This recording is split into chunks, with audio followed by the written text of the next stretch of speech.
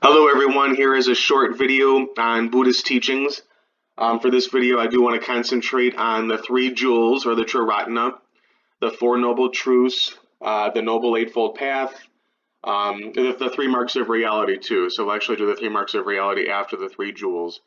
Then the Four Noble Truths, the Noble Eightfold Path, and of course samsara, karma, and nirvana.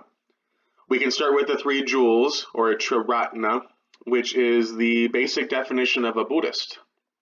A Buddhist is somebody who turns to these three jewels or treasures for guidance, support, for refuge, for protection, for guidance in life. This is what a Buddhist does. So Jews don't do this, Muslims, Christians, Hindus don't do this, but Buddhists do. So this can serve as our basic definition of a Buddhist. One who turns to the Buddha, his Dharma, and his Sangha for, again, refuge, protection, guidance, and support in life. Of course, Buddhists turn to the Buddha, the awakened one, the ideal human that humans should emulate and imitate. What would the Buddha do? What did he say?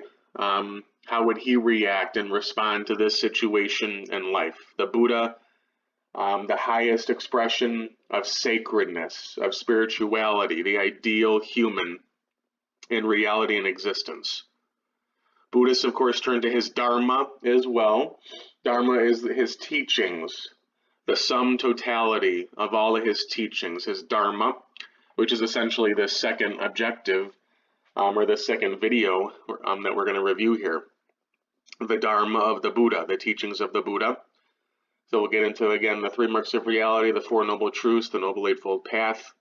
And then the Sangha turn to fellow Buddhists, the community of monks and nuns who do remain celibate and cloistered to a certain degree from the Theravada tradition of Buddhism, or can get married and seek out employment, for financial stability to raise a family in the Mahayana tradition of Buddhism.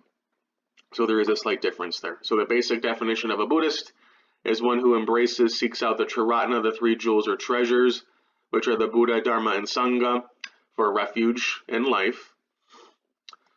Everything that the Buddha taught was highly practical, pragmatic, and rather psychological, trying to answer major existential questions, important questions on existence. If he was ever confronted or asked about something that he thought was not helpful, was not useful, was not beneficial to help with existence, he greeted those types of inquiries and those types of speculation and questions with the noble silence. He did not address them. He didn't speculate. He didn't want to open up the door to an endless thicket of theorizing that would follow him for centuries and millennia if he answered, if he equivocated, if he gave an affirmative response or a negative response that would just keep on more and more theorizing and philosophizing endlessly in ages beyond his life. So he greeted them with the noble silence, and eventually it turned to parables as well. Everything that he taught tried to answer these two basic fundamental existential questions. How do we minimize suffering for ourselves and for others, and thus, how do we attain inner peace, enlightenment? Everything he taught answered and formed these two basic questions. So questions about cosmogony, the origin of the world, questions about theism, about God, the nature of God, questions about the afterlife. He really thought and figured that they didn't help answer these two questions about suffering and enlightenment. So he did not answer them. He did not answer them in the affirmative or the negative. He greeted them with the noble silence, and eventually parables as well too. So the noble silence, Buddhism kind of being really most forms of being a non-theistic religion. Is definitely true. Again, non-theism in that we're not going to focus on God's existence, or whether or not God exists, or what is God like, because it doesn't help us eliminate suffering. From a Buddhist perspective, it doesn't. It does not help us eliminate, overcome, and properly respond to human suffering. Rather, let's focus on ending human suffering. We can start to do that through the Four Noble Truths of the Noble Eightfold Path, but I think we really need to start with the three marks of reality. The three marks of reality are the basically explain and describe everything in existence. Nothing that exists, so therefore everything, has the ability to escape these three conditions, these three marks, these three qualities, if you will. First off, change. Life is impermanent. Everything that exists goes through change. Nothing has the ability, the capacity to escape change. Anicca. Anicca. Nothing is permanent, nothing's perpetual, eternal, or everlasting. Things go through change. If they exist, they go through change. Existence itself is change. That's not to say every change is monumental or substantial. A coconut doesn't become a koala bear, or a koala bear transforms into a camel or a highlighter. But to think that that coconut or that koala bear, that highlighter, that camel, throughout its entire existence, whether it's years, months, or decades, to think that it remains the same is just wrong and delusional and quite ignorant. No, everything that exists goes through changes.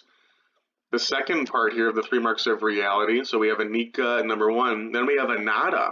We go through change too because we exist. We are changing as well. We are not eternal or everlasting. Everything about us goes through phases and changes too. We're transitory. We are flux, if you will. So there's nothing about us that's permanent. We have no permanent self. We have no perpetual identity. We have no everlasting ego.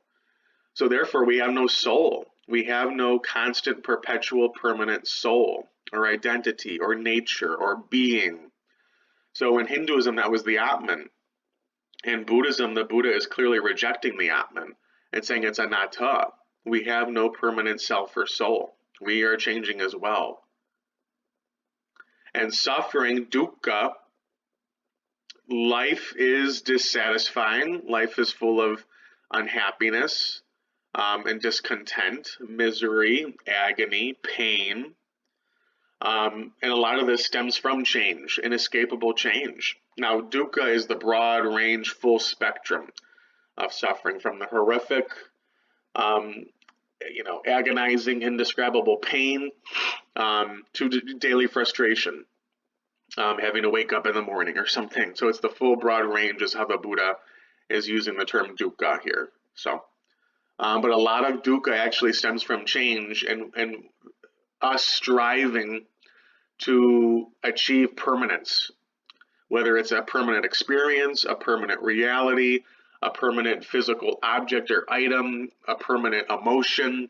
We strive for so much permanence in our lives, but that's impossible. That's impossible. We're never going to have permanence in anything. So we're striving to do something that's impossible, and that sets up a lot of dukkha, or a lot of suffering. If I obtain this object, this item, this entity, or if I have this experience, this emotion, all I got to do is keep it permanently, and I'll be happy permanently, or I'll have permanent bliss, and that's impossible. And so oftentimes the happiness we attain is often gilded pain, polished up pain, pain that's wrapped in golden paper or sprayed in golden paint, actually. And so the paint chips, the gold fades. So too with our happiness when it's based off something that's impossible, like trying to achieve permanence. This is a great transition. These three marks of reality, anicca, impermanence, anatta, no permanent self, and dukkha, suffering, are a perfect transition into the Four Noble Truths. The Four Noble Truths are the basic, fundamental, core, central teaching of the Buddha, and also his original, his initial, his first teaching as well. This is the first teaching that the Buddha gave after he was no longer Siddhartha Gautama, after he gained enlightenment. The Four Noble Truths It's also probably just the foundational teaching. All other teachings kind of emanate from the Four Noble Truths. The Four Noble Truths are four statements of truth. The first is dukkha. To live is to suffer. Life is full of dukkha. Life is full of suffering. Dukkha literally means dislocation or disjointed, misguided, out of whack. When the shoulder would fall out of its socket from an injury or something, you would say dukkha. Or if the wheel of a cart was thrown off its axle and spilled over, you would say the cart was dukkha. And this is the imagery that the Buddha is giving to life, to existence. Life is full of dukkha. Life is full of suffering. This isn't optimistic or pessimistic, but it's actually quite realistic. Life is misaligned. It's disjointed. It's dislocated. It is full of dissatisfaction and discontent, grief, anguish, unhappiness, despair, misfortune. Happiness is often fleeting. It's fading. It doesn't endure. It doesn't persist because nothing's permanent. Nothing is permanent. This does sound pessimistic, but he is saying in this realistic assessment that we live lives that are often based off false delusions of permanence, that there is a permanent ego, a permanent self, and that you should satisfy and gratify that self because that's how you should live. That is a typical life lived by many. That's rather unfulfilling and filled with insecurity and anxiety. So it's a rather superficial, hollow, shallow, self-absorbed, self-centered type of life. And that's going to lead to a lot of dukkha. That's going to lead to a lot of suffering because nobody ever will fulfill all the desires that emanate from the false notion of a permanent ego, of a perpetual self. Nobody will. And even the happiness that you do attain from fulfilling a desire based off the notion of a private individual permanent self, that happiness does fade. It doesn't endure. It doesn't last because nothing does. Nothing's permanent. So that causes pain. That causes dissatisfaction. That's what the Buddha is saying here, that this type of life, a conventional, typical life lived of egoism, egocentrism, self-absorption, and self-centeredness, life is typically lived based off the notion of a permanent self. That's going to lead to dukkha. That's going to lead to dukkha. We do have a self. We do exist. Of course we exist. Of course there is a self. But the Buddha says the self is just the product, the sum of smaller parts. And those smaller parts are changing. And hence, when you add up all those smaller parts to equal a self, that self is constantly changing too. So we have these 5 smaller parts, components, pieces, aggregates, and that's skandha in Sanskrit. So we have a body, we have feelings, we have thoughts, we have a character traits, and we have a consciousness. So we have these 5 smaller parts, but to say any of those 5 is permanent or perpetual is delusional. And to add up those 5 skandhas or pieces or parts and to say that yields or equals or gives us some grand total of a permanent self is wrong and delusional too. So we truly don't have a self. There is no permanent self. The continual grasping for a permanent self, an atman, an ego, a soul that doesn't exist, that's going to lead to dukkha. So this permanent happiness from an ego that doesn't exist is quite is just quite delusional. But number 2, suffering, dukkha, does come from desire, ego-based desire, which is actually good news. So dukkha is not just something we have to accept as naturally interwoven into the fabric of the universe. No, dukkha has a cause. It's not like gravity where you just have to accept it. It's there. It's part of the construct of the universe. It's not just cosmic energy that flows throughout the cosmos, the universe, the world, existence, reality. No. This is good news. It has a cause. It comes from desire. It comes from tanha, T-A-N-H-A, ego-based desires, a desire for personal ego fulfillment. fulfilling our private egos. But the ego doesn't exist. The self doesn't exist. So this personal, private ego craving leads to suffering because of ignorance and delusion. We don't understand the true nature of reality, that change makes up everything. So we're clinging, we're grasping, we're attached. We have these cravings and thirsts based off the false notion of a permanent ego. But the self doesn't exist. It really does not exist. It truly does not. But the more we cling to it, the more that we want. Tanha. So these personal ego-based desires and thirsts, wantings and cravings, clingings, grasping, coveting, attaching. But the world around us, reality around us is always changing. No matter how much we want and no matter how much we successfully acquire and attain, we're always going to want more. We're never going to be permanently satisfied because of change. So tanha is ego-based desire.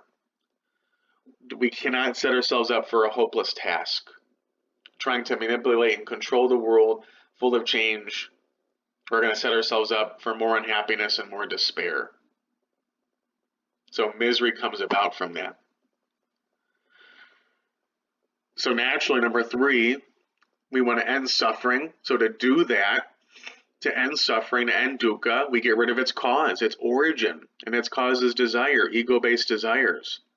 So if we eradicate these cravings, these thirsts, we'll get rid of so much suffering, so much dukkha in life. But desire or tanha is ego-based. So to get rid of suffering, dukkha, we get rid of desire, tanha. But tanha is ego-based desire. So to get rid of tanha, which again is ego-based desire, get rid of the ego, which actually doesn't exist in the first place. So get rid of the notion of a permanent ego, a private, individual, permanent self, this everlasting soul or Atman, the belief that we have a permanent nature, core, being, or identity, which doesn't even exist in the first place. So if we get rid of the ego, we'll get rid of ego-based desires, tanha. And if we get rid of ego-based desires, tanha, which is the cause of suffering, then we'll get rid of suffering or dukkha, so much of it. So the goal is to realize that there is no self, that there is no ego, and thus we'll become truly selfless. And when we're selfless, we focus on others so much more. We focus on the world so much more. We focus on our interpersonal relationships so much more. We focus on how we're interrelated, interconnected, interdependent so much more. We become such a better friend, such a better colleague, such a better stranger, such a better family member, such a better person in our loving relationships and dating and marriage and so on and so forth, because we're selfless and we're focused on the other. How do we do this? Number 4, the way we do this, the way we release ourselves from suffering, the way we overcome suffering, because we overcome desire and because we overcome the false notion of a permanent ego, is by following the Noble Eightfold Path. So the 4 Noble Truths end with and thus lead into the Noble Eightfold Path, which is the path to inner peace, the path to enlightenment, the path to nirvana. These 8 are basically, should be done simultaneously, these 8 steps.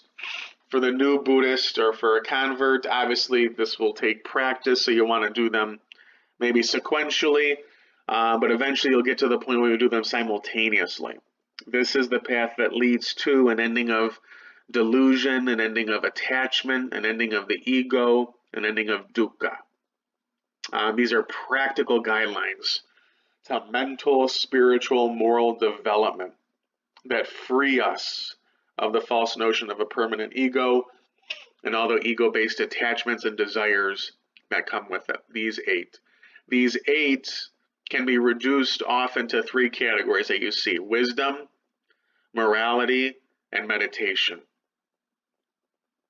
So the first 2, and these are just synonyms from Sanskrit into English, have right understanding or right thought or right attitude. You have to properly see the world through the right understanding of reality first to be able to do the rest. You really do. You have to see reality through the lens of the three marks of reality and the Four Noble Truths. That there is no permanent self, and that helps us eliminate so much dukkha and suffering. Right intention is important, for sure. So we have to right understanding, thought, attitude, or even view, right intention or right resolve. Obviously, make sure that you're free from ill will to be harmless. Of course, right speech, so against lying, being divisive, being abusive with our speech, manipulative. Right action or conduct, so focus on not hurting, not taking life, not stealing. Right work or livelihood, obviously being honest in your livelihood because it affects others. Right effort, just it's kind of connected to karma itself. So for right effort, and then meditation and mindfulness or contemplation and concentration. This is where you get into different steps of yoga and meditation. Mindfulness, being aware of what you feel. Concentration, moving through different stages of deeper and deeper awareness of the world around you, of what you're feeling, and connecting that to different forms of yoga and meditation that you see in different schools of Buddhism. And then I do want to point out the eight-spoked wheel is a common symbol of Buddhism because it represents the Noble Eightfold Path. A circle is a set of points, equidistant from a set of point with no beginning or end. And you kind of see that here with the Noble Eightfold Path of you following all eight simultaneously. Again, the first two comprise wisdom or prajna, a main goal, a main virtue in Theravada Buddhism. The middle three are morality, which is really seen as in the virtue of compassion or karuna. We see that within Mahayana Buddhism as a main virtue. And the last three are meditation, which in the Japanese language is Zen. I think you've heard that word before. And then one last slide. So Hinduism does believe in reincarnation or rebirth called samsara, like you see in Hinduism, which is governed by karma, action or to do in Sanskrit. The goal is nirvana. Nirvana is the afterlife goal in Buddhism. So moksha or liberation in Hinduism, heaven, paradise in the Western religions, here nirvana. Nirvana is attaining Buddhahood, full enlightenment. The afterlife goal or scenario, it's breaking through, overcoming rebirth, the cycle of reincarnation, samsara. This is your personal goal. And again, Buddhism is a non-theistic religion. Non-theistic religion. All right, there's a brief overview of Buddhist teachings. Have a good one, everyone.